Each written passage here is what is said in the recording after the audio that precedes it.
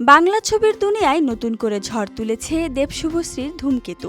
তবে শুধু বাংলায় নয়, গোটা ভারতে এ ছবিকে ঘিরে তৈরি হয়েছে অদ্ভুত উত্তেজনা। ইতোমধ্যেই ভারত জুড়ে ৩০টিরও বেশি প্রেক্ষাগৃহে মুক্তি পেয়েছে দেব শুভশ্রীর মেগা প্রজেক্ট। সবচেয়ে আশ্চর্যের বিষয়, এমন সব প্রেক্ষাগৃহ থেকে ধূমকেতুর জন্য অনুরোধ এসেছে যেখানে আগে কোনোদিনও বাংলা ছবি মুক্তিই পায়নি। শোনা যাচ্ছে বাংলাদেশেও মুক্তি পেতে পারে সিনেমাটি।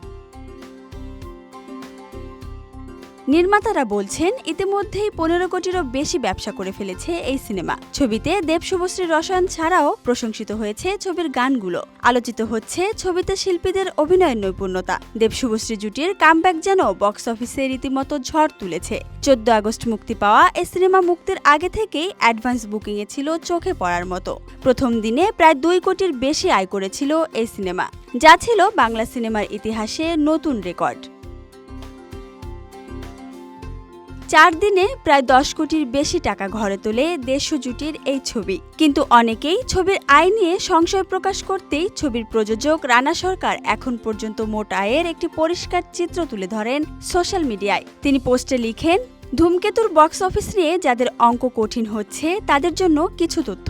তারপর তিনি পূর্ণাঙ্গ বিস্তারিত সহ লেখেন পোস্টে। সব মিলিয়ে ধূমকেতুর প্রথম সপ্তাহের বক্স অফিস থেকে আয় ১৫.২৪ কোটি।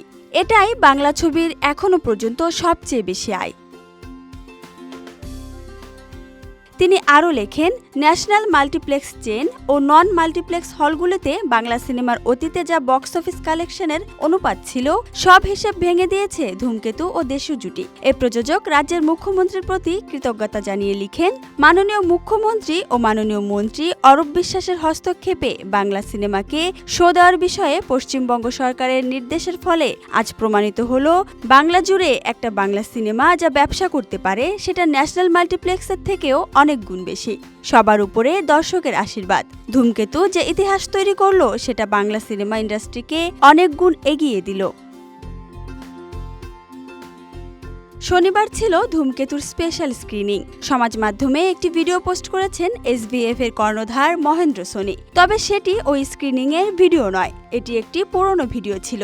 আর সেখানে রানা সরকার কমেন্ট সেকশনে লেখেন, ধূমকেতু ২ এর প্রিমিয়ারে আসবে। এই রসিকতায় বাদ যাননি মহেন্দ্র সোনিও। তিনি পাল্টা জবাবে লেখেন, অ্যানাউন্সমেন্ট হয়ে গেল, 1টা হইচইতে আগে দেখব। এখানেই আসল টুইস্ট খুঁজে পেলেন নেটিজেনরা। দুজনের মন্তব্যেই জানা গেল দুটো খবর। রানা সরকার যেমন ইঙ্গিত দিলেন ধূমকেতু ২ আসার, ঠিক তেমনই ভাবে ধূমকেতু বড় পর্দার পর কোথায় দেখা যাবে সেই ইঙ্গিত দিয়ে দিলেন মহেন্দ্র সোনি। তার কথায় স্পষ্ট হলো, বড় পর্দার সাফল্য অর্জনের পর ওটিটি প্ল্যাটফর্ম হইচইয়ে দেখা যাবে দেব শুভশ্রীর এই ছবিটি। ছবি শেষে দেখানো হয়েছে অসম্পূর্ণ প্রেম এবং অসম্পূর্ণ গল্প। তাহলে কি পরের গল্পে এসে অসম্পূর্ণ প্রেমকে সম্পূর্ণ করতে চলেছেন পরিচালক কৌশিক গঙ্গোপাধ্যায়? এই প্রশ্নই ঘুরপাক খাচ্ছে সকলের মনে। প্রযোজক রানা সরকার এবং পরিচালক কৌশিক গঙ্গোপাধ্যায় ধূমকেতু ২ নিয়ে আশার আলো দেখালেও দেব বললেন সম্পূর্ণ অন্য কথা। দেবকে ধূমকেতু ২ নিয়ে প্রশ্ন করা হলে তিনি বলেন, আমার মনে হয় ধূমকেতু ১টা হওয়াই ভালো।